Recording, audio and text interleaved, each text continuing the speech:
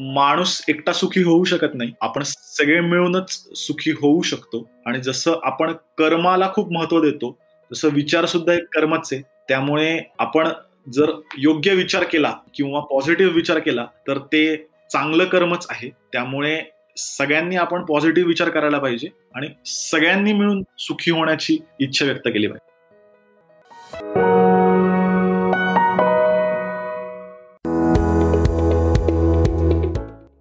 Inspiration कट्टाचा हा 15वा episode आहे, सुकीर्त गुमास्तेच्या सोबत. इन्स्पिरेशन कट्टा हा एक असा मराठी पॉडकास्ट आहे जिथे दरवेळेस आपण वेगवेगळ्या यशस्वी आणि प्रेरणादायी लोकांशी गप्पा मारणार आहोत. त्यांच्या अनुभवातून आपल्याला नक्कीच फायदा होईल अशी आशा आहे. मी तुमचा होस्ट नचिकेत शिरे तुमचं स्वागत करतो. आजचा आपला पाहुणा आहे सुकीर्त गुमास्ते. सुकीर्त यांनी आपल्या करिअरची सुरुवात जर्नलिझमनी केली. सकाळ, मिड डे, टाइम्स अशा विविध रेप्युटेड न्यूजपेपरमधनं काम करून तो पुढे स्टोरीटेलचा पब्लिशिंग मॅनेजर म्हणून काम करू लागला. स्टोरीटेल ही ऑडिओ बुक्स आणि ऑडिओ स्टोरीज याची एक ॲप आहे. त्याच्यावर आपल्याला विविध पुस्तकं आणि ऑडिओ सिरीज या ऑडिओ फॉर्मॅटमध्ये ऐकायला मिळतात. सुकीर्त विविध लेखकांबरोबर काम करून स्टोरीटेलसाठी ओरिजिनल ऑडिओ सिरीज बनवण्याचं काम करतो. सुकीर्तकडनं आपल्याला audio books, audio series, podcasting या सगळ्याबद्दल खूप माहिती मिळणार आहे. चला तर मग गप्पा मारूया सुकीर्त गुमास्ते याच्याबरोबर.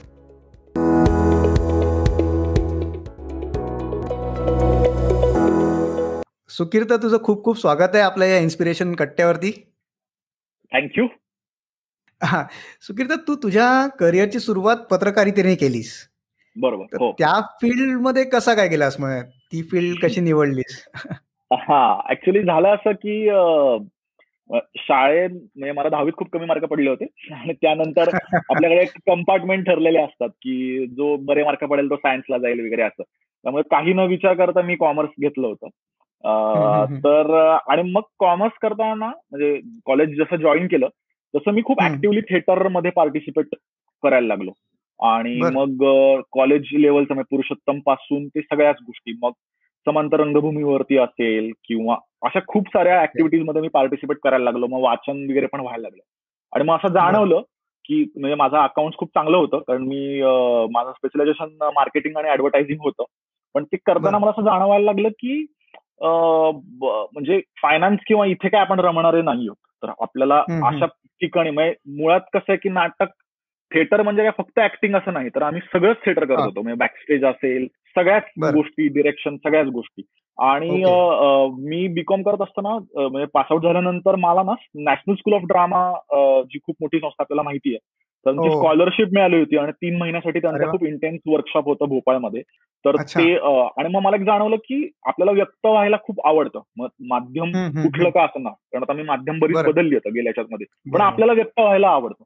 तर मग अशा हे कुठे आपल्याला जास्त चांगलं. आणि आता कसं बऱ्यापैकी मास मीडिया किंवा मीडिया मॅनेजमेंटचे खूप सारे प्रायव्हेट कॉलेजेस आणि त्यावेळेस नव्हते, फक्त पुणे युनिव्हर्सिटीच्याच 2 होते जिथे मास कम्युनिकेशन अँड जर्नलिझमचं होतं. कानडा इन्स्टिट्यूट आहे आणि नंतर एमएमसीसी चालू झालं होतं. तर मग मला असं वाटलं की मी कोर्स वगैरे बघितला आणि मी खरं सांगायचं झालं तर ग्रॅज्युएशन नंतर गॅप घेतली 1 वर्ष.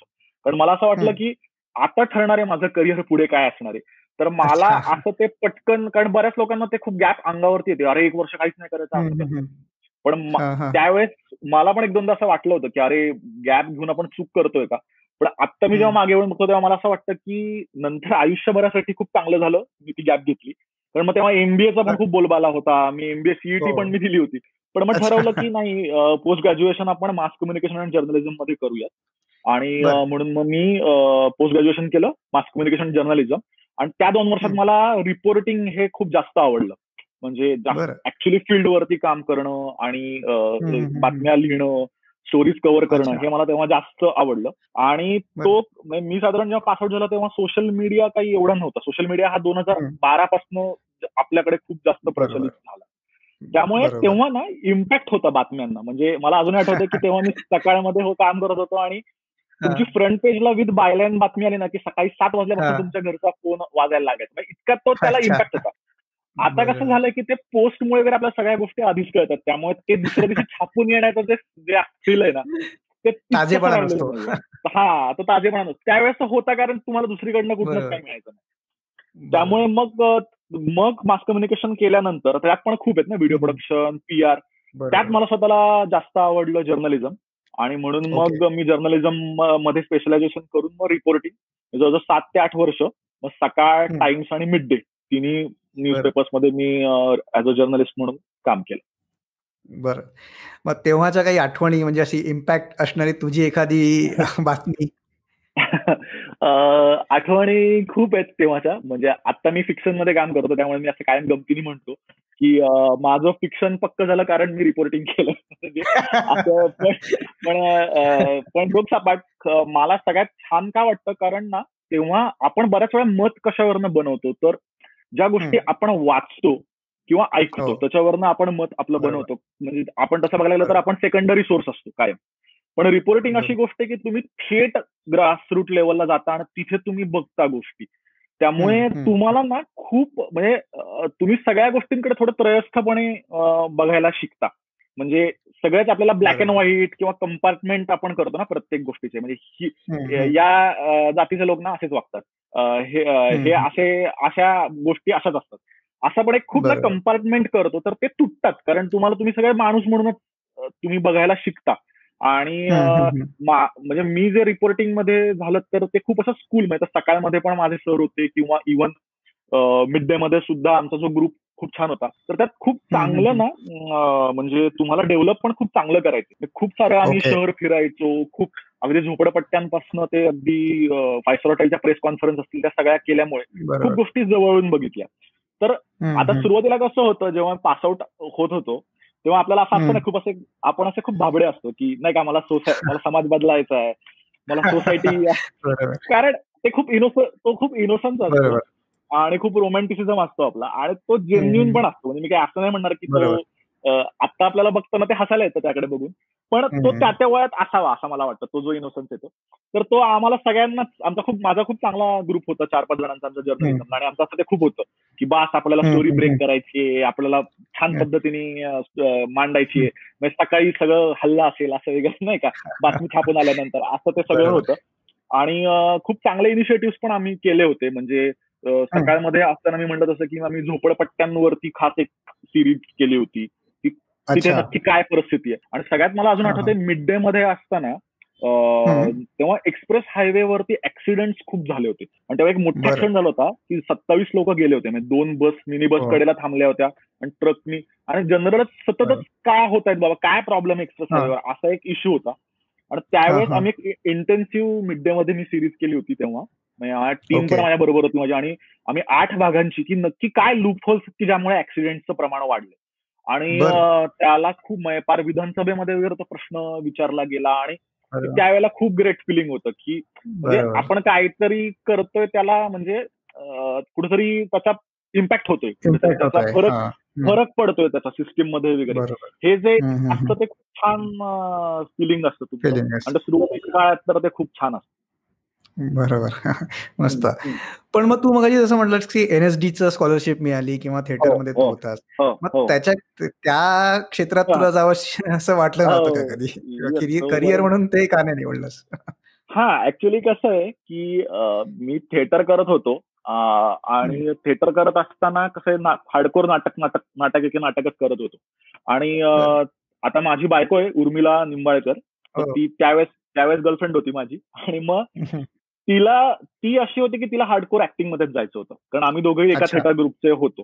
पण बरं. सुरुवातीपासून ना, म्हणजे समहाऊ मला स्वतःला ना भीती वाटायची, कारण ती जी ऍक्टरला इन्सिक्युरिटी घ्यायला लागते ना भयानक लेवलला, हं, हं, की हं, तुम्ही हं, एक काम करता आणि नंतर तुम्हाला लवकर मिळूही नाही शकत, किंवा अशा ज्या हं. बऱ्याच गोष्टी आहेत त्याची हां, मला हां. खूप भीती होती.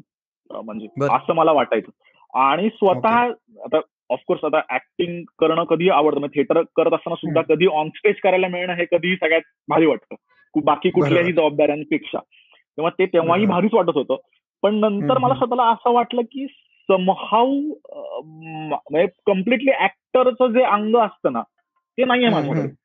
आणि दुसरी अच्छा. गोष्ट म्हणजे मी म्हणलं तसं की मला जास्त ऍक्टर्स नाही म्हणलं तरी ऍक्टर हा असा असतो की तो इंटरप्रिटर असतो. जे ज्यांनी कोणी क्रिएट केलंय तो ते इंटरप्रिट करतो, राईट.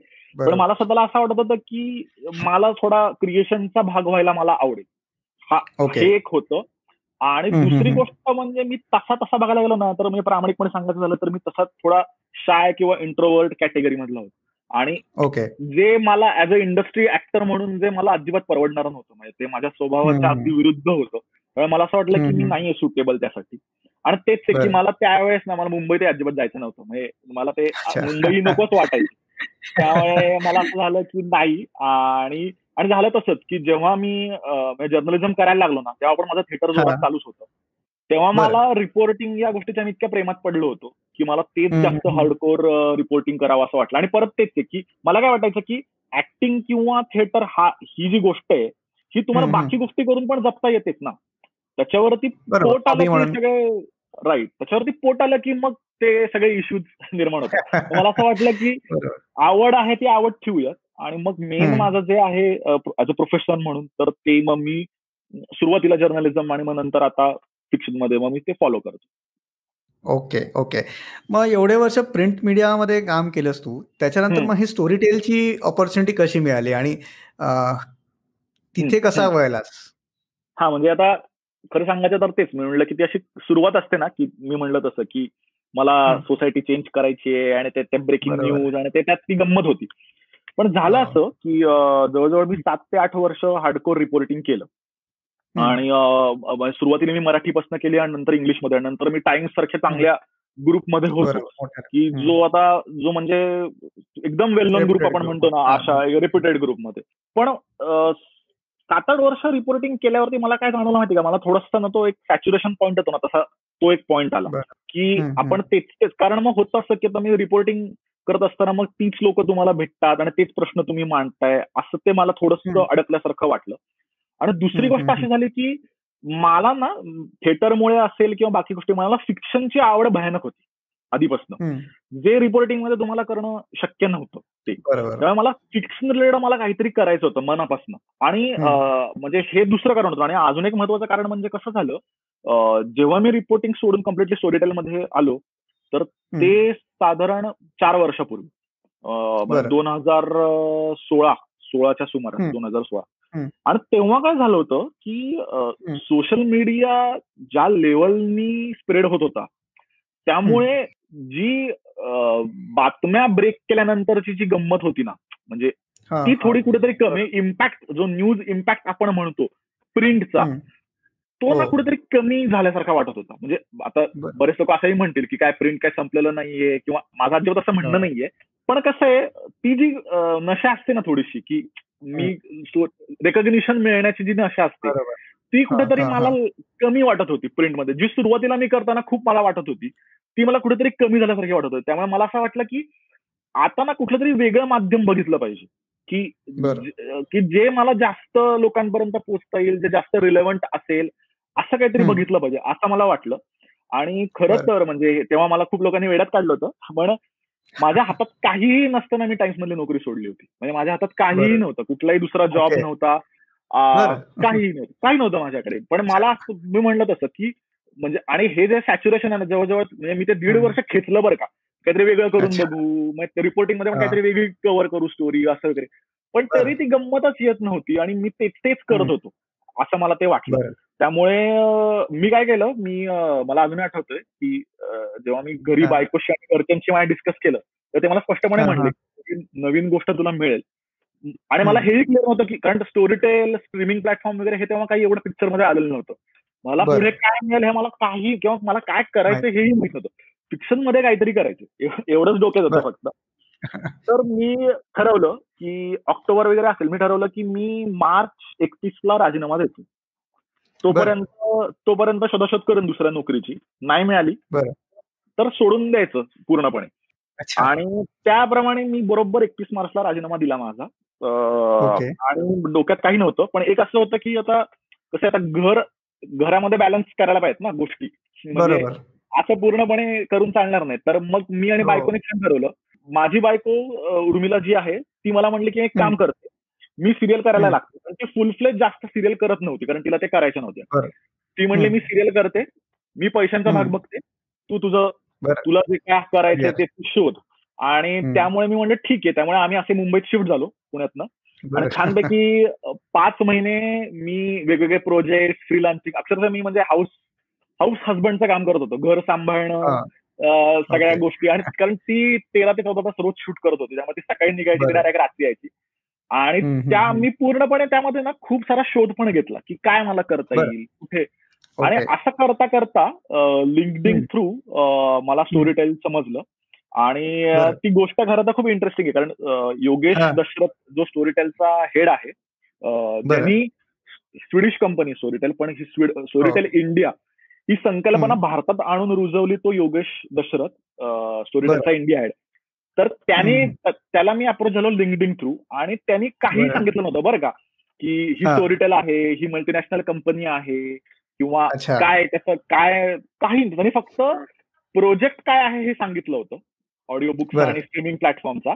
आणि या प्रोजेक्टमध्ये इंटरेस्टेड का असं विचारलं होतं. मग थोडक्यात त्याला बरं. काय बघायचं होतं, की ज्याला खरंच ते काम करायला आवडेल त्यांनी यावं. कंपनी आणि बरं. मल्टीनॅशनल आणि स्वीडिश कंपनी असं बघून येऊ नये. असं त्याचं बरोबर. कुठेतरी मला असं वाटतंय, की असावं. मला तो प्रोजेक्ट खूप हं. इंटरेस्टिंग वाटला, त्यात डिस्क्रिप्शन जे होतं. आणि बरं. त्याप्रमाणे मग मी अप्लाय केलं. मग त्याची रिटर्न टेस्ट होती. मग त्याचे 4 राउंड होते अच्छा. इंटरव्ह्यूचे वगैरे. आणि चौथ्या बरं. राउंडला मला कळलं, की इट्स अ स्वीडिश कंपनी आणि ती भारतात लॉन्च होतीये. ओके. आणि तो असा स्ट्रीमिंग प्लॅटफॉर्म पहिलाच असा भारतामध्ये लॉन्च बरं. होतोय हे मला चौथ्या माझ्या राउंडला मला कळलं. आणि मग बरं. तो प्रवास स्टोरीटेलचा चालू झाला, असं झालं. ओके. पण मग तो जो तू निर्णय घेतलास, कारण तू जसं म्हटलास तेव्हा एकदम सुरुवातीचे दिवस होते स्टोरीटेलचे भारतातले तरी. बरोबर. आणि ऑडिओ बुक्स किंवा तो मीडिया कोणाला माहिती नव्हता. माहितीच नव्हतं. तर बरोबर. हां. तर आउट ऑफ कंपल्शन तो निर्णय घेतला गेला, की आता नोकरी नाही आता काहीतरी करायचं, की हे तुला खरंच आवडलं होतं आणि तो नाही, नाही, विचार नाही. करून तो निर्णय घेतला गेला होता? नाही, नाही. आता आउट ऑफ कंपल्शन असतं तर मी 5 महिने थांबलोच नसतो, खरं सांगायचं तर. म्हणजे बरोबर. त्या 5 महिन्याच्या काळात मला रिपोर्टिंगच्याच अपॉर्च्युनिटीज मुंबईमध्ये पण खूप साऱ्या आल्या. कारण मुंबई तर हां. अक्षरशः समुद्र आहे रिपोर्टिंगचा आणि मीडियाचा. तर बरं. पुण्यापेक्षा खूप बरोबर. भयानक केवढ्या गोष्टी आहेत तिथे. तर बरोबर. तिथे मला 2-3 न्यूजपेपर्समधनं ऑफर होत्या. कारण मला 8 वर्षाचा बरं. रिपोर्टिंगचा बॅकग्राऊंड हे होता पूर्णपणे, हं. एक्सपिरियन्स बरोबर. होता. त्यामुळे तिथे मला खूप साऱ्या, पण मी थांबलो का होतो कारण मला काही म्हणजे मनासारखं काहीतरी काम करायचं तुझ्या होतं. मनासारखं आता जे काहीतरी. करू ते. हां. आणि मला हं. त्याच व्यतिरिक्त स्टोरीटेलच्याच 1 हं. महिना आधी मला 2 पब्लिकेशन हाऊसेसमध्ये सुद्धा ॲज अ हं. पब्लिशर म्हणून मला ऑफर होत्या मुंबईतल्या. बरं. पण ओके. मी म्हणलं होतं, की मला मला स्वतःचं आवडीचं करायचं होतं काम. समजा. हं. आणि हं. जेव्हा स्टोरीटेलचं जे डिस्क्रिप्शन होतं, तर हं. ते मला हं. स्वतःला खूप, कारण गोष्टी तुम्हाला नव्याने निर्माण करायच्यात. म्हणजे पूर्णपणे तुम्हाला बरं. रायटर बरोबर म्हणजे पूर्णपणे जे फक्त पब्लिश बुक आहेत त्याच्याच राईट्स घ्यायच्या नाहीयेत. तर हं. खास ऑडिओसाठी म्हणून गोष्टी निर्माण करायच्या. आणि ते पण बरं. स्ट्रीमिंग प्लॅटफॉर्म हा मराठीचा एक निर्माण करायचा. तर हे बरं. मला खूप इंटरेस्टिंग वाटलं. आणि हं. ते हं. मला हं. असं झालं, की बास म्हणजे खरं तर स्टोरीटेल हे नाव नंतर कळलं, की ते खूप मोठं नाव आहे हं. आणि मग त्या बरं. म्हणजे तो प्लॅटफॉर्म पण खूप मोठा आहे वगैरे. पण ते जर नसतं तरी मी ते केलं असतं. कारण ते काम मला खूप हं. आवडलं. आवडलं त्यामुळे होतं. प्युअरली प्रोजेक्ट आवडला म्हणूनच मी केलं. आणि मी हे तेही केलं. ठरवलं होतं, की 5 महिन्यांनी मला स्टोरीटेलमध्ये मी गेलो, पण मी ठरवलं होतं, की अजून मी 5 महिने बघीन. नाहीतर परत बॅक टू रिपोर्ट असं मला वाटत होतं. पण ते त्यावेळेला तो बरं. खूप मनासारखा तो प्रोजेक्ट मिळाला. तर बरं. त्यामुळे मग चालू झाला त्याचा ओके. जर्नी, असं झालं. सुगीत, आपले जे श्रोते आहेत ज्यांना बऱ्यापैकी काही लोकांना माहिती नसेल स्टोरीटेल काय आहे, तर हं. त्यांना स्टोरीटेल बद्दल काय सांगशील तू? स्टोरीटेल म्हणजे नेमकं काय? Storytel, yes, yes. स्टोरीटेल म्हणजे काय, तर स्टोरीटेल हा ऑडिओ बुकचा स्ट्रीमिंग प्लॅटफॉर्म आहे. किंवा सोप्या भाषेत सांगायचं तर ऑडिओ बुकचं ॲप आहे. ज्यामध्ये हं. मराठी, इंग्लिश, हिंदी, उर्दू आणि आता तर तमिळ आणि मल्याळममध्ये पण या भाषांमधली 1.25 लाखांपेक्षाही जास्त पुस्तकं आहेत. आणि याच्यामध्ये 2 प्रकार आहेत. म्हणजे एकतर आपण स्टोरीटेलमध्ये काय आहे, तर जी वेल नोन पुस्तकं आहेत, म्हणजे आता आपण हं. क्लासिक पुस्तकं म्हणतो. पु. ल. देशपांडे, बरोबर. वपू काळे किंवा मृत्युंजय आहे, छावा, हं. बनगरवाडी अशी जी प्रसिद्ध पुस्तकं आहेत, त्याचे हं. राईट्स घेऊन आपण ते ऑडिओ फॉर्मॅटमध्ये लोकांना प्रोव्हाईड करतो. हा एक भाग झाला. हं. आणि बरं. दुसरा खास ऑडिओसाठी म्हणून आपण लेखकांकडनं एक्सक्लुझिव्ह गोष्ट लिहून घेतो आणि ती आपण हं. ओरिजिनल सिरीज म्हणून आपण ती प्रेझेंट करतो. हा दुसरा भाग झाला. म्हणजे अजून सोप्या भाषेत सांगायचं झालं तर लोकांना आता Netflix आणि Amazon प्राईम काय नवीन नाहीये. तर माहिती. हां. स्टोरीटेल हे ऑडिओ बुकचं Netflix किंवा Amazon प्राईम आहे असं मी म्हणेन. की ज्यामध्ये आम्ही अक्वायर्ड कंटेंट पण करतो, जसं अमेझॉन किंवा नेटफ्लिक्समध्ये तुम्हाला फ्रेंड्स सिरीज बघायला मिळते, कुठलीवर ग्रेज अनाटॉमी, सगळ्या तुम्हाला वेल नोन ज्या सिरीज आहेत तुम्हाला त्याचे राईट्स घेतलेत नेटफ्लिक्सने. पण ऍट द सेम टाइम ते स्वतःचं mind Hunter, Narcos, stranger things स्वतःच्या सिरीज ते प्रोड्यूस करतात, फिल्म सुद्धा प्रोड्यूस करतात. सेम पुस्तकांमधलं किंवा ऑडिओ बुक्स मधलं स्टोरी टेल हे नेटफ्लिक्स हे असं सोप्या भाषेत मला सांगता येईल. जुने पुस्तकं पण ऑडिओ बुकच्या फॉर्मॅटमध्ये स्टोरी टेलवर असतात, प्लस नवीन पुस्तकं जे फक्त स्टोरी टेल साठी तयार केलेली असतात ते पण आहेत. येस, ते सुद्धा आहेत. प्लस आता आपण पॉडकास्ट सुद्धा आणतोय, म्हणजे जसं आता आपण आता पॉडकास्ट माध्यमातूनच बोलतोय, पण आपण वेगवेगळ्या टॉपिक ओरिएंटेड, म्हणजे आता हिस्ट्री किंवा सायन्स किंवा महिलांविषयी खास हार्डकोर, मग त्यातल्या लोकांतले ते लोक तज्ञ येऊन त्याच्यावरती बोलतील. मग आता आपण 2 पॉडकास्ट ऑलरेडी केले सुद्धा. सेक्सवर बोल बिंदास नावाचा सेक्सवरती होता, आणि पालकांची शाळा पेरेंटिंग वरती शुभा भागवत बरोबर पॉडकास्ट. तर मग पॉडकास्टही आहेत, ऑडिओ बुक्सही आहेत, आणि ते म्हणलं तसं की ओरिजिनल सिरीज पण आहेत, प्लस पुस्तकं सुद्धा आहेत, जी प्रस्थापित आपण म्हणतो ना पब्लिश्ड पुस्तकं अशी सुद्धा. बरोबर. पण जनरली सुकीर्त पुस्तक म्हटलं की बरेच जे म्हणजे ज्यांना पुस्तकांची आवड असते किंवा वाचक जे असतात त्यांचं असं टिपिकल म्हणणं असतं की नाही, पुस्तक म्हणजे पेपरबॅक, त्यात किंडल किंवा ऑडिओ बुक वगैरे ह्या सगळ्या गोष्टींना ते असं थोडंसं तुच्छ समजतात. तर मग हे स्टोरी टेल वरचे जे ऑडिओ बुक्स किंवा ओरिजिनल सिरीज आहेत ते नेमकं कोणासाठी आहेत आणि कोणासाठी नाही आहेत?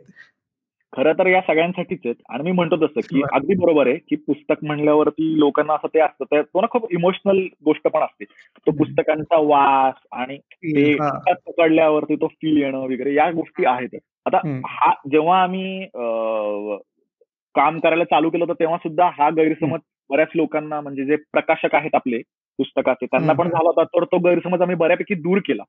की मला असं म्हणायचं की असं जे असतं ना की आता ऑडिओ बुक्स आली किंवा किंडल आली म्हणजे आता पुस्तकं बंदच होणार का, किंवा आता नाही का, आता लोक वाचायचंच बंद करणार, तर स्मार्टफोनमुळे लोक ऐकणारच, अशा एक खूप सतत चर्चा आपण ऐकतो. पण मला असं म्हणायचं की आमचं इथे उलट आहे, आणि हे आम्ही स्वतःच्या म्हणजे युरोपमध्ये त्या एक्सपेरिमेंटला, त्या अनुभवावरून आम्ही सांगतोय की पुस्तकं म्हणजे ऐकल्याने पुस्तकं वाचन वाढणार आहे. कारण साधी गोष्ट आहे, आता पुस्तकं कोण ऐकतंय आमच्याकडे? मॅक्सिमम जे आमचे आहेत ना, जे लिस्नर्स आहेत, सबस्क्रायबर जे आमचे आहेत, ते असे आहेत की जे हार्डकोर वाचक नाहीयेत, ज्यांनी पुस्तक ऐकायला चालू केलं. आणि मग जेव्हा तुम्ही पुस्तक ऐकायला चालू करता तेव्हा तुम्हाला त्याच्याविषयी गोडी निर्माण होते, आणि तुम्हाला असं वाटतं की आपण पुस्तक विकत घेऊया. मग तुम्हाला पुस्तकाविषयी, म्हणजे साधी अगदी सोप्या भाषेत सांगायचं झालं, हॅरी पॉटरचं पुस्तक हे हॅरी पॉटरचे चित्रपट बघितल्यानंतर लाखो लोकांनी घेतले. जर चित्रपटच आला नसता, म्हणजे तुम्ही असं म्हणलं असतात का ह्या चित्रपट आला तर पुस्तक कोणीच वाचणार नाही? तर तसं नाहीये. जेव्हा चित्रपट लोकांनी बघितला तेव्हा त्या गोष्टीविषयी प्रेम निर्माण झालं, लेखकाविषयी प्रेम निर्माण झालं, आणि मग तुम्ही पुस्तक विकत घेतलं. सेम ऑडिओ बुकच्या बाबतीमध्ये अशीच गोष्ट आहे. उलट म्हणजे छापील पुस्तक आणि ऑडिओ बुक्स या एकमेकांना पूरक पोषक गोष्टी आहेत. म्हणजे साधी गोष्ट, पुलं हे आपल्याला कशामुळे जास्त कळले, म्हणजे अगदी मास लेवलला कशामुळे कळले, तर त्यांच्या कथाकथनांमुळे. बरोबर आहे, त्यांचं जे व्यक्तिवल्लीतली कथाकथनं आहेत ते जेव्हा मी बघितलं, ऐकलं, तेव्हा मला वाटलं की अरे हे मस्त आहेत, मग मला यांचं पुस्तक पण बघायचं, मला यांचं नाटक पण ऐकायचं, असं ते होतं. त्यामुळे या गोष्टी पूरक आहेत. म्हणूनच स्टोरीटेल आम्ही आमच्या 5 कादंबऱ्या छापल्या सुद्धा, मेनका प्रकाशन आणि रोहन प्रकाशन तर्फे. आता काय आम्ही ऑडिओ बुक्स मग का छापल्या? इव्हन स्वीडनची जे हार्डकोर स्वीडिश कंपनी आहे स्वीडन, त्यांचं स्वतःचं पब्लिकेशन हाऊस पण आहे. कारण तेच की जेव्हा तुम्ही ऐकता ना गोष्ट तेव्हा तुम्ही पुस्तकं पण वाचता. म्हणजे आता साधं उदाहरण सांगायचं तर माझी बायको उर्मिला जी आहे ती काय, किंवा आम्ही दोघंही, आम्ही काय हार्डकोर इंग्रजी साहित्याचे वाचक नव्हतो. कारण आम्ही दोघंही मराठी माध्यमातले, त्यामुळे मराठीच वाचायचं, त्यामुळे इंग्लिश नको, तो अभ्यासच वाटायचा, त्यामुळे इंग्लिश कधी बाबा वाचणार. पण आता आम्ही ऑडिओ बुक ऐकायला चालू केलं, आणि मग आम्ही सटला रेटनी सुरुवात केली, आणि मग तिला तर मग तिने सपाटाच लावला. मग गर्ल बॉस, खूप सारी, मेरी कॉन्डोचं. आता हे लेखक आम्हाला ना ऑडिओ बुक्समुळे कळले, आणि आता आम्ही जेव्हा बाहेर जातो तेव्हा आम्ही इंग्रजी शेल्फ पुस्तकांचा पण टाळायला लागलोय, कारण क्युरिओसिटी निर्माण झाली ना की अरे हे पण इंग्रजी. त्यामुळे मी म्हणेन की ज्यांना वाचायचा कंटाळा आहे ती लोक ऑफकोर्स पहिल्यांदा येतात ऑडिओ बुक्स कडे, पण तेही वाचक होतात. आणि जे हार्डकोर वाचक आहेत ते तर तुम्ही ऐकू शकता असं. बरोबर. सुखीर, तू जसा मगाशी म्हटलंस की ऑडिओ बुक्स तर आहेतच, त्याच्या व्यतिरिक्त पॉडकास्ट तुम्ही करताय किंवा ओरिजिनल सिरीज आहेत. तर ऑडिओ ॲज अ प्लॅटफॉर्म किंवा ऑडिओ जे पूर्ण फॉर्मॅट आहेत त्याचं भविष्य काय आहे? बरोबर. त्याचं भविष्य आता अगदीच म्हणजे आता प्रामाणिकपणे सांगायचं झालं तर गेल्या एका वर्षामध्ये आमची जी स्टोरीटेलची जी ग्रोथ आहे, स्टोरीटेल इंडिया भारतामध्ये जी आमची ग्रोथ आहे ती 7 पटीने झाली. कारण लोकांना आवडतायत गोष्टी आणि आता या गोष्टी खूप झपाट्याने ग्रो होतात. कारण त्याचं कारण असं आहे की आपण ना आता म्हणजे आता आपला लाईफ पण असं आहे, म्हणजे आपण रोजचं आयुष्य की आपण ट्रॅव्हलिंग मध्ये बराच, सध्या लॉकडाऊन मध्ये आपण नाही ट्रॅव्हलिंग केलं पण ट्रॅव्हलिंग बऱ्यापैकी करतो आपण, किंवा वेळेची कमतरता आहे. आणि मग अशा वेळी असं होतं की ऑडिओ बुक ही काही बसून ऐकण्याची गोष्ट नाहीये. तुम्ही प्रवास करताना, स्वयंपाक करताना, घर आवरताना असं तुम्ही ऑडिओ बुक ऐकता. त्यामुळे तुमचा ती युटिलाइज होतं आणि मग नुसत्या गाणी आणि या गोष्टी ऐकण्यापेक्षा आपण पुस्तक मी संपवतो. त्यामुळे ही खूप ना सवयीची आणि ऍडिक्टिव्ह गोष्ट आहे. एकदा तुम्हाला ती सवय लागली ना की तुम्ही मग ती सोडत नाही. त्यामुळे आता आमचा जो सबस्क्रायबर बेस आहे तो म्हणजे आणि लॉकडाऊनचा म्हणजे खरं झालं तर आम्हाला फायदा झाला, कारण बऱ्याच लोकांनी फर्स्ट टाइम ट्राय केलं ऑडिओ बुक. कारण बघून कंटाळा आला होता ना, आणि पुस्तक वाचून सुद्धा काहीतरी वेगळं पाहिजे असं म्हणून. आणि आम्हाला खूप जोरदार रिस्पॉन्स मिळाला. आणि आता आमच्याशी जे लेखक जोडले गेले आहेत ते आता खूप छान, बरेच लेखक जोडले गेलेत.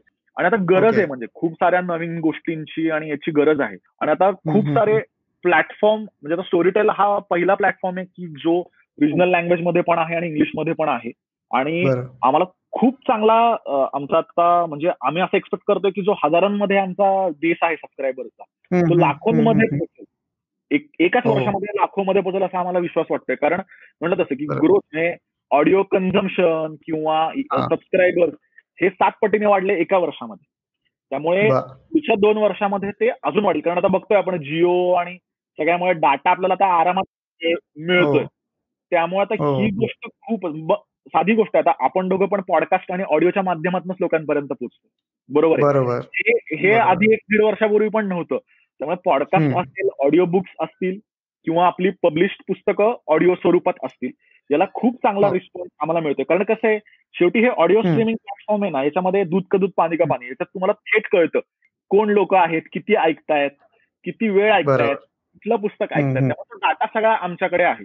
आणि रादर आम्ही पण खूप साऱ्या गोष्टी आणतोय कारण लोकांचा तितका चांगला रिस्पॉन्स मिळतोय. मला असं वाटतंय की हे आता खूप वाढेल आणि एक नवीन प्लॅटफॉर्म लेखकांसाठी आणि सगळ्या कंटेंट क्रिएटर्ससाठी हा मिळालाय, जो फक्त व्हिज्युअल पुरताच मर्यादित होता. बरोबर. पण इन टर्म्स ऑफ म्हणजे फिगर्स आपण समजा म्हटलं तर किती इंडस्ट्री किती मोठी आहे इन टर्म्स ऑफ टर्नओव्हर म्हणा किंवा इन टर्म्स ऑफ लिस्नर्स म्हणा, आणि त्याचे ग्रोथ काय एक्सपेक्ट करते इंडस्ट्री? आता कसं आहे की मी त्या नॉर्म्स प्रमाणे मी एक्झॅक्ट फिगर सांगू नाही शकत. तुम्हाला कुठल्याच डिजिटल तुम्हाला एक्झॅक्ट लिस्नर किंवा सबस्क्रायबरची फिगर सांगणार नाही. मी टेंटेटिव्ह सांगतो मी तुम्हाला. आता स्टोरीटेल जे आहे ते आता 20 देशांमध्ये आहे. 20 देशांमध्ये 20 कंट्रीजमध्ये. आणि 20 कंट्रीज मिळून आमचे जवळजवळ 2 मिलियन पेड सबस्क्रायबर आहेत, जे लोक पैसे पे करतात महिन्यात. 2 मिलियन म्हणजे 20 लाख असे सबस्क्रायबर्स आहेत की जे पे करतात. आणि भारतामध्ये आता आम्ही येऊन फक्त 2.5-3 वर्ष म्हणजे लॉन्च करून स्टोरीटेल आता 3 वर्ष होती. तर या 3 वर्षामध्ये मी असं सांगेन की आमची फिगर म्हणजे हजारांमध्ये आहे की जे लोक पैसे पे करतात. आणि जर तुम्ही पेड प्लस फ्री सबस्क्रायबर्स म्हणजे ट्रायल पिरियड मध्ये असे जर पकडले तर ती लाख पण क्रॉस करतात, अशी फिगर. आणि जी ग्रोथ जी मी म्हणले ना की जी सुरुवात आम्ही केली होती, आणि तसं बघायला गेलं तर आम्ही सोशल मीडिया आणि याच्यावरच मार्केटिंग किंवा ऑनलाईन करतो. असं काय टेलिव्हिजन मास लेवलचं काय असं आम्ही आमचं केलेलं नाही. जी लोक आले आहेत ती बरीचशी लोक ही एकमेकांना स्प्रेड करून की बाबा मला ऐकायला आवडते आणि लॉयल मिळत आहेत जे आम्हाला. आणि मला सगळ्यात या गोष्टीचा होतं की मराठीला रिजनल लँग्वेज मध्ये मराठीला जोरदार रिस्पॉन्स, कारण आपलं ते कल्चरच आहे मराठी आपल्या लोकांना चांगल्या गोष्टी, आपण कंटेंट चांगला असणं खूप गरजेचं असतं मराठीमध्ये. आपण कुठलंही नाटक असेल, चित्रपट असेल, आपला कंटेंट कायम आपला किंग बरोबर. मराठी. तर मराठी तर जोरदार लोकांनी उचलून धरलाय आणि त्याला खूप चांगला रिस्पॉन्स होतोय. आणि मला पैशांमध्ये सांगता नाही येणार, पण आता स्टोरीटेल सोडलं तर ऑडिबल पण अमेझॉनचं आहे, ते आता एस्टॅब्लिश होतंय. पण ऑडिबल जे आहे ते इंग्लिशमध्ये जास्त स्ट्रॉंग आहे आणि स्टोरीटेल जे आहे हे रिजनल लँग्वेजमध्ये जास्त स्ट्रॉंग. आता हे 2 प्लेअर तरी खूप चांगल्या पद्धतीने होतात. प्लस बाकीचे पण आता IVM पॉडकास्ट सारखे आहेत की जे फक्त पॉडकास्ट वरती काम करणारे आहेत. कुकू FM पण आहे की जे करतायत. जर स्टोरीटेलचं आम्ही स्वतःचं ऑडिओ बाईट्स नावाचं पण नवीन ऍप काढलं की जे फ्री ऍप आहे. तर तुम्हाला 10 गोष्टी तुम्हाला फुकट ऐकता येतात महिन्याला. त्यामुळे ही जी ग्रोथ आहे ती खूप मोठ्या प्रमाणात वाढते आणि ती पुढच्या 2 वर्षात तर अजून मोठ्या प्रमाणात वाढते. ओके. पण कधीतरी युट्यूबला कॉम्पिट करू शकेल? नाही, मी म्हणेन युट्यूबला कॉम्पिट पेक्षाही ना, मी म्हणलं तसं की कॉम्प्लिमेंट होईल. कारण जो युट्यूबचा आहे ना तो युट्यूबचा असतो आणि जो ऑडिओ बुक्स ऐकणारा जो आहे तो ऑडिओ बुक्सचा असतो. म्हणजे आता इव्हन व्हिज्युअल मध्ये सुद्धा आता मला कसं असतं, म्हणजे कोणी ना माध्यमाशी लॉयल नसतं तर त्या कंटेंटशी लॉयल असतं. म्हणजे मी नेटफ्लिक्सशी लॉयल नाहीये, तर नेटफ्लिक्सच्या ज्या काही सिरीज आहेत त्याच्यावरच्या त्यासाठी मी नेटफ्लिक्स सबस्क्राईब करतो. बरोबर आहे. आणि मी नेटफ्लिक्स जरी केलं तरी मी अमेझॉन प्राईम पण बघतो, कारण मला तिथल्या पण मला काही सिरीज तिथे बघायच्या. सेम असते की जरी युट्यूब तुम्ही बघत असाल आणि स्टोरीटेलवरचे तुमच्या आवडीची काही पुस्तकं आहेत, पॉडकास्ट आहेत, तर तुम्ही युट्यूब पण बघाल कन्झ्युम कराल आणि ऍट द सेम टाइम तुम्ही स्टोरीटेल पण कन्झ्युम करा. त्यामुळे मी म्हणेन तसं की आणि आता एक प्लॅटफॉर्म दुसऱ्या प्लॅटफॉर्मला मोठा करायला मदत करतो ना. मग आता आम्हाला खूप सारा चांगला रिस्पॉन्स युट्यूब इंटिग्रेशन मधनं सुद्धा मिळाला. म्हणजे आम्ही जे स्टोरीटेल काय आहे हे युट्यूबवर थ्रू इंटिग्रेट करून जे मांडलं, त्यामुळे खूप सारे सबस्क्रायबर्स आम्हाला तिथून आले. कारण जो युट्यूबवरती कंटेंट कन्झ्युम करतो त्याला ऍप्स काय नवीन नाहीयेत. त्यामुळे तो आपला मोठा टीव्ही आहे. त्यामुळे मी म्हणेन की कॉम्पिट पेक्षाही एकमेकांना ते ग्रो करायला मदत करते असं मला वाटतं. तू जसं मगाशी म्हटलंस की बऱ्याच लेखकांना नवीन प्लॅटफॉर्म मिळणार आहे किंवा असं, तर ही audio industry as a career म्हणून कोणी बघत असेल तर काय काय ऑप्शन्स याच्यात आहेत ना? ओके. आता जनरली ऑडिओ इंडस्ट्री म्हणलं की आपल्याकडे पहिल्यांदा लोकांना असं ते ऑडिओ म्हणजे व्हॉइस ओव्हर आर्टिस्ट हे खूप असं छान वाटतं की ते करावं असं वाटतं आपल्या बऱ्याच जणांना. आणि म्हणजे व्हॉइस ओव्हर मध्ये मला लेखनापेक्षा सगळ्यात जास्त जे मेसेजेस किंवा मेल येतात ते व्हॉइस ओव्हर साठी जास्त येतात. तर व्हॉइस ओव्हर हा एक भाग झाला. पण मी म्हणेन की व्हॉइस ओव्हर आणि लेखन हे 2 मेजर भाग आहेत की यामध्ये स्कोप जास्त आहे. पण परत व्हॉइस ओव्हर मध्ये अशाच लोकांना प्रायोरिटी दिली जाते की ज्यांना ऍक्टिंग बॅकग्राऊंड. बरोबर आहे. म्हणजे ज्यांना थिएटर आणि वेगवेगळ्या माध्यमांमध्ये जे कारण आपण म्हणतो ते वाचन, तर ते वाचन नाहीये, तर ते इनॅक्ट करणं.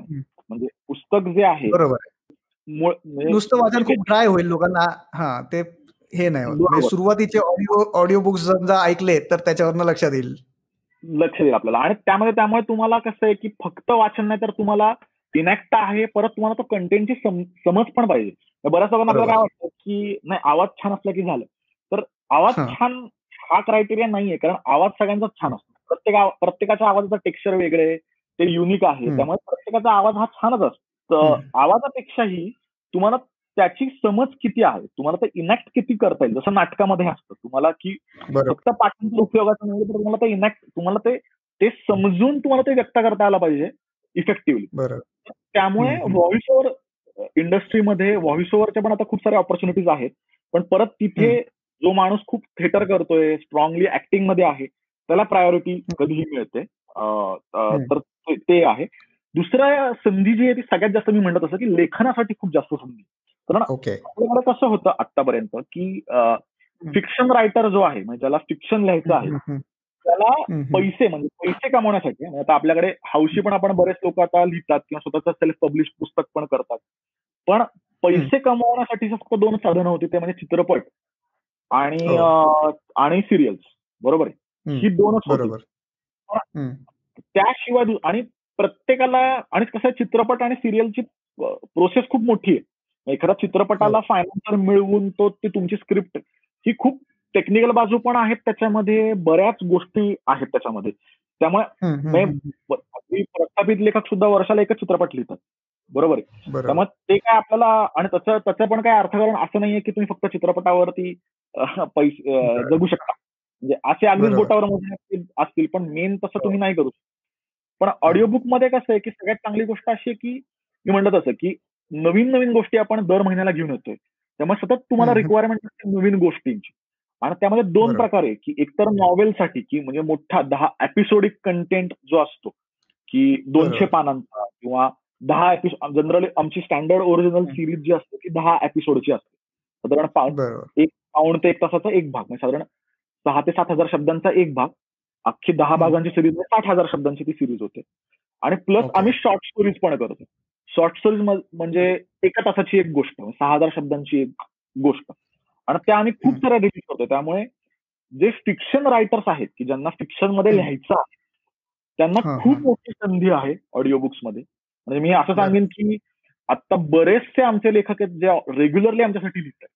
आणि असं नाही ना की ओके. तुम्ही एकदा लिहिलं की संपलं. तुम्हाला ते रेग्युलरली तुम्हाला नवीन नवीन नवीन गोष्टी तुम्हाला द्यायला लागतात. तर त्यामुळे मी सांगेन की सगळ्यात जास्त जो स्कोप आहे हा फिक्शन रायटर्ससाठी कधीही जास्त आहे स्टोरीटेलसाठी म्हणेन किंवा ऑडिओ बुक माध्यमासाठी. ओव्हरऑल माध्यमांसाठी. Overall audio book. पण मगाशी तू जसं म्हटलं होतास की थिएटर करायचं म्हणजे स्टेजवर काम करणं हे सगळ्यात ग्लॅमर असतं किंवा त्याला सगळ्यात जास्त ग्लॅमर मिळतं. तसंच ऑडिओ फॉर्मॅट म्हणा किंवा कुठल्या ह्याच्यात बॅकएंड साठी तू जसं म्हटलास की व्हॉइस ओव्हरसाठी सगळ्यात जास्त इन्क्वायरीज आहेत, त्यानंतर लेखनासाठी तू जसं म्हटलास तसं. बट बॅकएंड मध्ये काय करिअर ऑप्शन्स अवेलेबल आहेत त्याच्यात? एडिटिंग म्हणा किंवा असे त्याच्यात कोणी करिअर म्हणून बघू शकतं का? अगदीच. म्हणजे एडिटिंग हा पण खूप मोठा फॅक्टर आहे की कारण एडिटर्स खूप कमी आहेत आपल्याकडे. आणि ते एडिटिंग ते कशा पद्धतीचं एडिटिंग पाहिजे, तर एखाद्या गोष्ट जी लिहिली आहे तर ती लोक ऐकणार आहेत, तर ती ऐकणार आहेत अशा पद्धतीने तुम्हाला स्क्रिप्ट वर काम करायला लागतं. म्हणजे जसं आकाशवाणीची स्क्रिप्टिंग वरती जे काम चालतं की तुम्ही जे शब्द तुम्ही बोली भाषेतले तिथे म्हणजे लिहिलं गेलं पाहिजे, बरोबर आहे. किंवा मी जे लिहिणार आहे ते लोक वाचणार नाहीये तर ते ऐकणार आहेत, तशा पद्धतीने त्याचं एडिटिंग अपेक्षित असतं.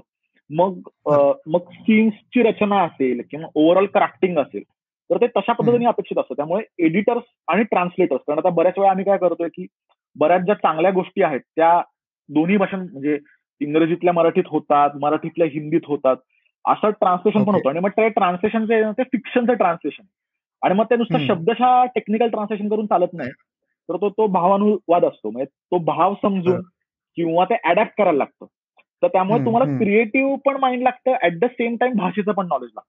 त्यामुळे मी म्हणेन की ज्यांना भाषांतर किंवा ज्यांना अनुवाद करायला इंटरेस्ट आहे ते लोक, किंवा ज्यांना एडिटिंग करायचे ते, आणि प्लस पोस्टर डिझाईन, कारण आपण शेवटी कव्हर बनवतो ना त्याचं, त्यामुळे तसंच तो क्रिएटिव्हली थंबनेलला खूप महत्व आहे. आपण युट्यूब मध्ये पण बघतो थंबनेल वरती लोक ठरवतात की क्लिक करायचं की नाही.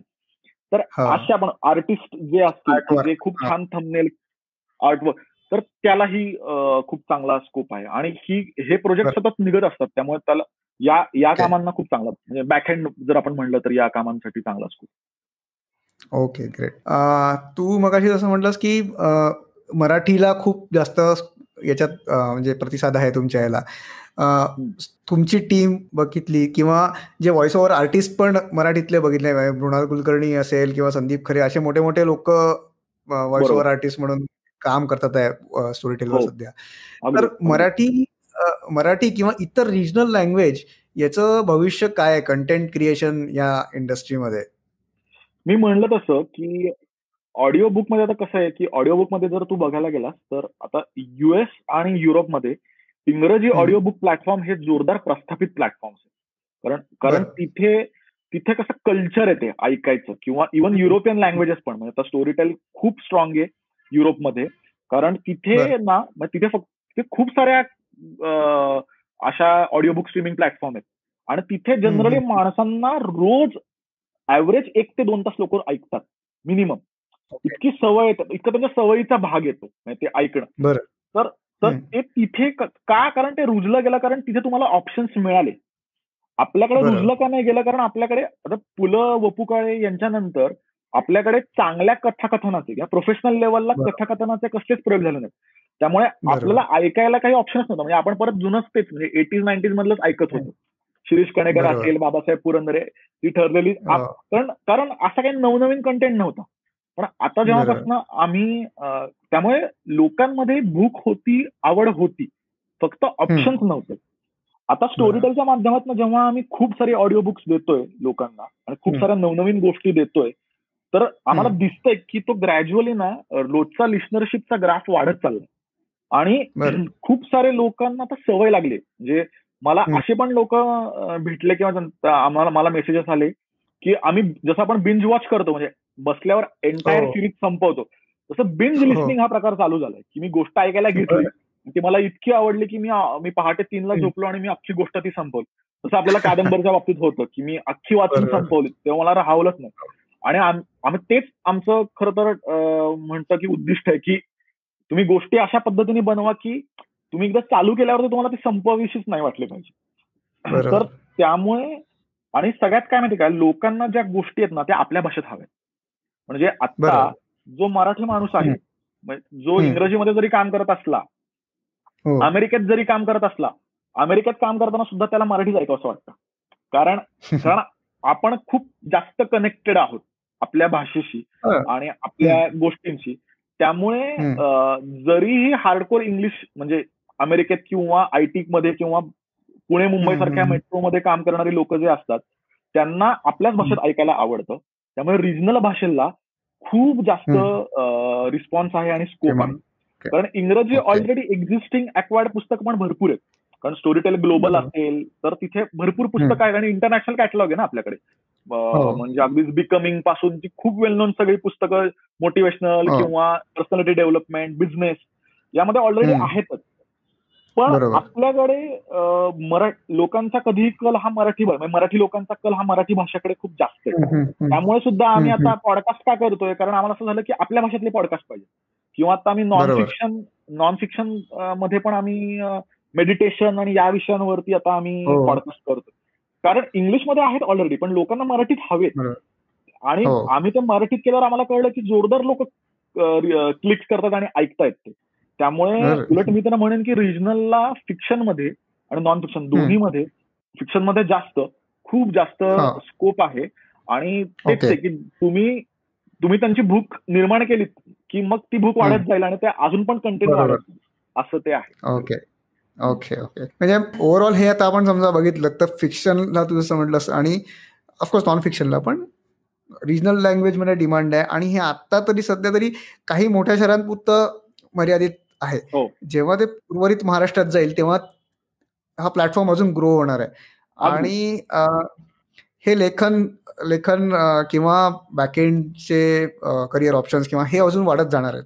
पण तू जसं म्हटलंस की बिंज वॉचिंग किंवा बिंज लिस्निंगसाठी त्या प्रकारे ती स्टोरी लिहिली पाहिजे किंवा 60,000 शब्द किंवा 6,000 शब्द या सगळ्या गोष्टी. तर हे सगळं कोणाला शिकायचं असेल तर त्यासाठी काही वेगळे म्हणजे काही प्लॅटफॉर्म्स असतात का? कसं अप्रोच कोणी होऊ शकतं स्टोरीटेलसाठी का? अदरवाईज पण स्टोरीटेल किंवा कोणाच्यासाठी किंवा शिकू कसं शकतात कोणाला शिकायचं असेल तर? बरोबर. कारण आता आम्ही जेव्हा सुरुवात केली तेव्हा आम्ही पहिल्यांदाच करत होतो हे. म्हणजे स्टोरीटेल ओरिजिनल जे आहे हे भारतात फर्स्ट टाइम आम्ही चालू केलं.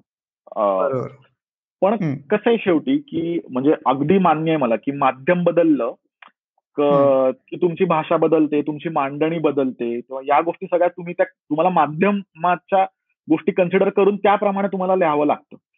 पण काय आम्हाला असं एक वाटतं की हार्डकोर जी गोष्ट आहे ना किंवा मूळ जो कंटेंट आहे ना तो बदलत नाही. तो जर खूप चांगला असेल ना, शेवटी कसं आहे क्रिकेट हार्डकोर आहे, त्याचं T20 असेल, टेस्ट असेल, तसं ते बेसिक ज्या गोष्टी आहेत त्याच असतात. त्यामुळे मला असं वाटतं की खूप चांगली आणि मला अजून एक असं वाटतं की आपल्याकडे थोडंसं ना ओघाने लिहायची सवय जास्त आहे की मला जसं सुचेल तसं मी लिहीन. ही थोडी प्लॅनिंगनी करायची गोष्ट आहे. आता आणि तो थोडासा प्रोफेशनल अप्रोच गरजेचा आहे. म्हणजे साधी गोष्ट आहे की जेव्हा आपण 500 शब्दांचा काही बरं लेख लिहितो किंवा काही लिहितो तेव्हा आपण ओघात लिहू शकतो. पण जेव्हा तुम्हाला 5,000 शब्दांचा शोधनिबंध लिहायचा असेल तर तुम्हाला त्याचे मुद्दे काढायला लागतात, त्याची प्रायोरिटी ठरवायला लागते. मग पहिला कुठला चांगला इंटरेस्टिंग मुद्दा आहे. सेम हे गोष्टीच्या बाबतीत आहे की जेव्हा तुम्ही मोठी फिक्शन गोष्ट लिहिता, जरी ती फिक्शन सुचण्यावर असली तरी तुम्हाला गोष्टी प्लॅन कराव्या लागतात की काय बाबा म्हणजे कसा जर्नी असेल कॅरेक्टरचा, पहिल्या एपिसोडमध्ये काय होईल, आणि अशा पद्धतीने तुम्हाला ते क्राफ्ट करावं लागतं. त्यामुळे आम्ही एक पॉडकास्ट केला होता. जर तुम्हाला स्टोरीटेलसाठी लिहायचं असेल तर तुम्हाला कशा पद्धतीने पिच करायच्यात गोष्टी या संदर्भात, आणि त्यामध्ये आम्ही पूर्णपणे प्रोसेस सांगितली होती, कशी प्रोसेस आहे.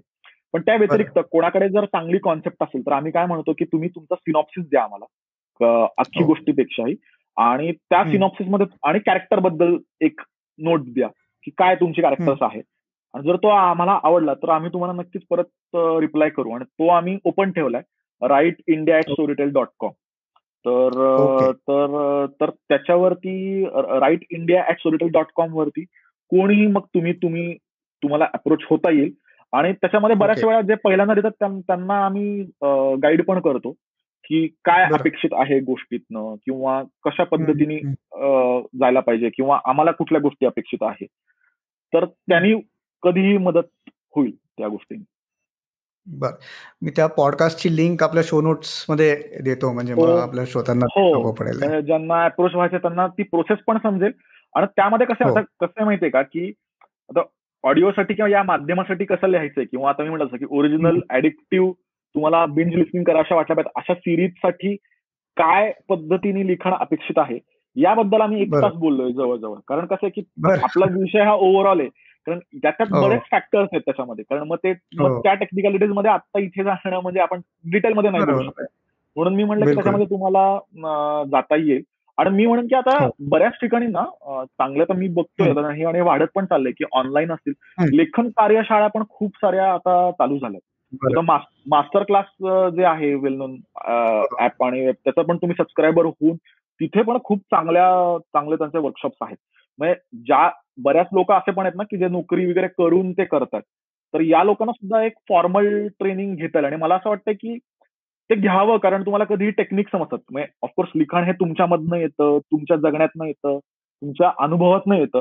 पण शेवटी कसं आहे की तांत्रिक गोष्टी तुम्हाला समजून घेणं खूप गरजेचं असतं. ते कधी तुम्हाला मदत करतात तुमच्या लिखाणाला, जास्त सोप्या करतात गोष्टी ते जास्त. त्यामुळे तसेही करता येतील, आणि ते करावेत असं मी सजेस्ट करेन तशा पद्धतीत. आणि एक शेवटचा प्रश्न असा विचारायचा होता की जे लोक आता पॉडकास्ट किंवा अदर ऑडिओ माध्यमातून करिअर करू इच्छितात त्यांना एका वाक्यात तू काय संदेश देशील? ओके, मी एवढंच म्हणेन की खूप सारं बघा, खूप सारं ऐका, खूप सारं वाचा, आणि रोज लिहा काहीतरी. कारण कसं आहे की ही प्रोसेस जी आहे ना, आपल्याला म्हणजे मला तर आपल्या पॉडकास्टच्या निमित्ताने मला एक गोष्ट बोलावीशी वाटते. बऱ्याच वेळा कसं होतं माहितीये का, म्हणजे एखादी कलाकृती असते ना, म्हणजे एखादा लेखक असतो, तो 2 महिन्यात एखादी गोष्ट लिहितो, किंवा एखादा नॅरेटर असतो, तो 2 तासाच्या परफॉर्मन्स मध्ये खूप उत्तम परफॉर्मन्स देतो, आणि जेव्हा आपण ऐकतो तेव्हा आपल्याला वाटतं की अरे खूपच भारी यांनी केलं. असे बरेच कलाकार आहेत की जे आपण म्हणजे पूर्णपणे मंत्रमुग्ध होतो. पण ती 2 तासाची प्रोसेस नसते, ती खूप वर्षांची असते. त्याची ती तयारी झालेली असते, फक्त ती व्यक्त त्या 2 तासात होते. त्यामुळे लेखकाकडनं जर 2 महिन्यात जरी गोष्ट आली असेल, त्याच्या मनामध्ये कुठेतरी ती 1.5 वर्ष मुरलेली असते, 2 वर्ष मुरलेली असते. त्यामुळे ही ना खूप कंटिन्युअस करायची गोष्ट आहे. म्हणजे आता मी जेव्हा गोष्टींवरती काम करतोय लेखकांबरोबर, तेव्हा मी असंख्य अशी नाटकं केली आहेत, असंख्य असे प्रोजेक्ट केलेत की जे फेल गेलेत, की ज्याचं काहीच झालं नाही, एकच प्रयोग झाला, किंवा आम्ही असे खूप सारे. पण मी असं नाही म्हणू शकत की ते वाया गेलं. आता मी जेव्हा जे काम करतो ते करताना मला तिथल्या त्या फेल्युअर किंवा त्या सगळ्या प्रोसेसचा फायदा होतो. त्यामुळे आपल्या त्या प्रॉब्लेम आता असं झालंय सध्या की सगळ्या गोष्टी अचानक व्हायरल होत असल्यामुळे ना खूप क्विक गोष्टी करायची लोकांना सवय लागली. म्हणजे तर मला असं वाटतं की रायटिंग ही प्रोसेस आहे ना, ही ती खूप मुरावी लागते, खूप म्हणजे लॉंग प्रोसेस आहे ती. त्यामुळे त्या प्रोसेसमध्ये राहणं म्हणजे कंटिन्युअसली करत राहणं गरजेचं आहे. तुम्हाला असं अचानक गोष्टी त्या नाही. म्हणून मी ते एका वाक्यात सांगितलं, खूप सारं वाचा, खूप सारं बघा, आणि खूप सारं लिहा रोज. मस्त. फक्त आता तू फेल्युअरच्या आणि याच्या गोष्टी केल्या म्हणून एक अजून प्रश्न विचारायचा वाटतो की तू जेव्हा लेखकांबरोबर किंवा या सगळ्या ऑडिओ सिरीज बनवायसाठी काम करतोस तेव्हा किती म्हणजे 1 तासाचा किंवा 1 तासाचा एक एपिसोड आम्ही जो ऐकतो तो 1 तासाचा एपिसोडच्या मागे किती वेळाची मेहनत असते? मी म्हणलं असतं की हे डिपेंड्स आहे. काही गोष्टी ज्या आहेत त्या खूपच म्हणजे त्या फास्ट झाल्या, पण कारण त्या लेखकांमध्ये कुठेतरी खूप वर्ष होत्या. म्हणजे इप्सिता नावाची आमची सिरीज आहे, किंवा सोंग नावाची नितीन थोरातची सिरीज आहे. तर या सोंग जी आहे, तर तो स्वतः सोंग नाचवायचा, आणि त्याच्या मनामध्ये ही 2.5-3 वर्षापासून गोष्ट होती. इव्हन तुषार पण जे आहे, तो त्या गोष्टीत इप्सितावरती आधीपासून तो प्लॉट आणि त्याच्यावर खूप काम करत होता. त्या डोक्यात पण नव्हतं की स्टोरी टेलसाठी करायची. पण जेव्हा आम्ही अप्रोच झालो, भेटलो, तेव्हा या गोष्टी खूप लवकर झाल्या. पण ऑफकोर्स त्याच्या मागे मेहनत खूप असते, कारण मी म्हणत असं की गोष्टीचं प्लॅनिंगला आम्ही खूप जास्त वेळ घेतो. मग नक्की गोष्ट काय, सिनॉप्सिस काय आहे, प्रत्येक एपिसोडमध्ये काय होणार आहे, किंवा प्रत्येक कॅरेक्टरचा जर्नी काय आहे, तो तसाच का वागेल, मग ठरवून की कुठे आपल्याला छान पद्धतीने प्रश्न आणि हुक पॉइंट्स कसे पेरता येतील, ज्यामुळे ते जास्त अजून रंजक होईल, गोष्ट ती जास्त प्रामाणिक होईल, याच्यासाठी आम्ही खूप जास्त मेहनत घेतो. त्यामुळे सुरुवातीची, त्यामुळे एक्झिक्युशन असतं त्याचा कधी कधी वेळ मग क्विक असतो, पण आधीचा प्लॅनिंगला खूप वेळ जातो. त्यामुळे ऑफकोर्स जनरली डिपेंड्स, काही काही गोष्टी 3 महिन्यात झाल्या, पण काही काही गोष्टी अशा पण की ज्याला 2 वर्ष लागली. त्यामुळे इट डिपेंड्स, प्रत्येक व्हेरी होतं. ओके. आणि तुला काय वाटतं की अशी वेळ कधी येईल की जेव्हा एखादा लेखक आपलं पुस्तक, नॉन फिक्शन पुस्तक, हे पेपरबॅकच्या ऐवजी ऑडिओ बुक पहिले लॉन्च करेल? तशी सुरुवात झालीये. आता आपला माहितीये का, अच्युत गोडबोले खूप प्रसिद्ध लेखक, आपल्या सगळ्यांना माहितीये. आणि अच्युत गोडबोलेंचं एक एक्सक्लुझिव्ह पुस्तक माय लॉर्ड नावाचं आम्ही घेऊन येतोय स्टोरीटेल वरती, आणि ते पहिल्यांदा ऑडिओ बुक मध्ये येतंय, आणि मग ते छापील होणार आहे. आणि अच्युत गोडबोले तर खूप प्रस्थापित आणि खूपच प्रसिद्ध लेखक आहेत, आणि नॉन फिक्शन कॅटेगरीमध्येच आहे ते. माय लॉर्ड वकिलांसंदर्भात असं ते आहे. तर तसं येतंय पुस्तक, त्यामुळे तशी सुरुवात झाली आहे आता. ओरिजिनल सिरीज म्हणजे फिक्शन मध्ये तर आम्ही तसं केलं आधी ऑडिओ, पण आता इव्हन नॉन फिक्शन मध्ये सुद्धा आता हळूहळू तशा गोष्टी सुरुवात झालीये व्हायला तशी. आणि आम्ही पण लेखकांना किंवा प्रकाशक संस्था आहेत ना, त्यांना सुद्धा आम्ही हे आवाहन करतोय की जसं तुम्ही आता पुस्तक आम्हाला पिच करता, किंवा आम्हाला प्रपोजल तुम्ही देता पुस्तकाचं की हे तुम्ही ऑडिओ कराल, तसं आम्ही म्हणतो की तुम्ही ऑडिओच करा आणि थेट आम्हाला ऑडिओच द्या ना तुम्ही, तसंही चालू शकेल. त्यामुळे असे खूप सारे प्रकाशक जेव्हा आपापले ऑडिओ बुक्स बनवायला लागतील ना, तेव्हा त्याचा खूप प्रसार होईल. आणि मग फक्त स्टोरीटेलच कशाला ना, त्यांना बऱ्याच माध्यमांना ते विकता येईल. फक्त स्टोरीटेल पुरतच मर्यादित, स्टोरीटेलच विकावं त्यांनी, चांगली गोष्ट आहे, पण त्यांना ऑप्शन्स पण राहतील. त्यामुळे तो मी म्हणतो तसं की ते मार्केट किंवा ते सस्टेनेबल चांगला तो बिझनेस तयार होईल. बरोबर. तर सुकीर्ता, आपण आपल्या पुढच्या राऊंडकडे वळूया. एका वाक्यात उत्तर द्यायचे. बर. एका स्टोरी टेलवर एका बिगिनरला सगळ्यात पहिले सुरू करायचं असेल तर काय त्याने ऐकावं? मी ओरिजिनल सिरीज मध्ये पेटलेलं मोरपीस आणि ॲक्वायर्ड मध्ये मृत्युंजय. तू पेटलेलं मोरपीस सांगितलंच आहे, पण अदर दॅन दॅट स्टोरी टेलवर ऐकलीच पाहिजे अशी एखादी ऑडिओ सिरीज ऐकलीच पाहिजे तशा. आता कसं आहे की मी एक म्हणलं तर रायटर हर्ड होतील, कारण त्याचीच काय नाव घेतलं, आमचं काय नाही असं ते होईल. त्यामुळे मी असं एक नाव नाही सांगू शकत. खूप साऱ्या चांगल्या आहेत. इप्सिता चांगली आहे, सिरियल किलर चांगली आहे, औदुंबर पण छान आहे. प्रत्येकाचा हे वेगवेगळे आहे, शेवटी जॉनर आणि सगळ्याच गोष्टी वेगळ्या आहेत. त्यामुळे असं मला धर्मसंकटात टाकू नका तुम्ही, कुठलं तरी विचारून असं होईल. पण या सगळ्याच ओरिजिनल सिरीज छान आहेत. इव्हन पुस्तकं पण बरीचशी, आता पुस्तकं मी सांगायची गरज नाही, आपल्याला माहितीच आहेत की वेल नोन छान पुस्तकं कुठली आहेत. पण आणि प्रत्येकाची खासियत आहे. जसं चिमणराव आपण लहानपणी ऐकलं होतं, म्हणजे आपण ते टीव्हीवरती बघितलं होतं, पण चिमणरावांच्या गोष्टी दिलीप प्रभाळकरांच्याच आवाजात आहेत. किंवा बनगरवाडी जे आहे, चंद्रकांत कुलकर्णींनी स्वतः बनगरवाडीमध्ये अमोल पालेकरांच्या काम केलं होतं आणि त्यांनीच ते वाचलंय. त्यामुळे प्रत्येकाचा एक असा एक वेगळा, एक युनिक. गोट्या खूप फेमस आहे, जे संदीप खरेंनी वाचलंय. तर असं अशा गोष्टी बऱ्याच आहेत. सचिन खेडेकरांचं पण आता नवीन येते. अतुल कुलकर्णी पण आमच्या बरोबर हे जोडला गेलाय. सगळ्यात भारी म्हणजे कोसला येत आहे, आपलं कोसला पुस्तक गिरीश कुलकर्णीच्या आवाजामध्ये येत आहे. तर हिंदू अतुल पेठेच्या आवाजांमध्ये. तर अशी खूप सारी आहेत जे आपल्याला, म्हणजे आपल्याला लहानपणापासून किंवा आपल्याला आधीपासून माहिती आहेत की ही अभिजात पुस्तक, तर ती पण नक्की तुम्हाला ऐकता येतील अगदीच. ओके, मस्त. एक शेवटचा हायपोथेटिकल प्रश्न विचारतोय आता, की समजा उद्या संध्याकाळी तुला दूरदर्शनवर बोलवलं 8 वाजता आणि भाईयो और बहनो आणि त्याच्या पुढे 1 कोटी भारतीयांना काहीतरी तुला पॉझिटिव्ह मेसेज द्यायचा आहे, तर तू काय सांगशील? मी असा मेसेज देईन की माणूस एकटा सुखी होऊ शकत नाही. आपण सगळे मिळूनच सुखी होऊ शकतो. आणि जसं आपण कर्माला खूप महत्व देतो, तसं विचार सुद्धा एक कर्मच आहे. त्यामुळे आपण जर योग्य विचार केला तर ते, किंवा पॉझिटिव्ह विचार केला तर ते चांगलं कर्मच आहे. त्यामुळे सगळ्यांनी आपण पॉझिटिव्ह विचार करायला पाहिजे आणि सगळ्यांनी मिळून सुखी होण्याची इच्छा व्यक्त केली पाहिजे, असं मला वाटतं. मस्त. ऍक्च्युली ही माझी फिलॉसॉफी नाही, मला क्रेडिट द्यायला पाहिजे म्हणून मी सांगतो की जीवनविद्येची फिलॉसॉफी आहे, जी मी खूप मनापासून मानतो. तर त्यामुळे मला असं वाटलं की माझं नाहीये थॉट हा, ऑफकोर्स हा जीवनविद्येचा थॉट आहे. बरोबर, पण तुझ्या माध्यमातून आलेला आहे आमच्यासमोर. Okay okay. सुकीर्त, तू वेळात वेळ काढून इथे आलास आणि सगळ्या गप्पा मारल्या आपल्या सगळ्यांशी, त्याच्याबद्दल तुझे खूप खूप धन्यवाद.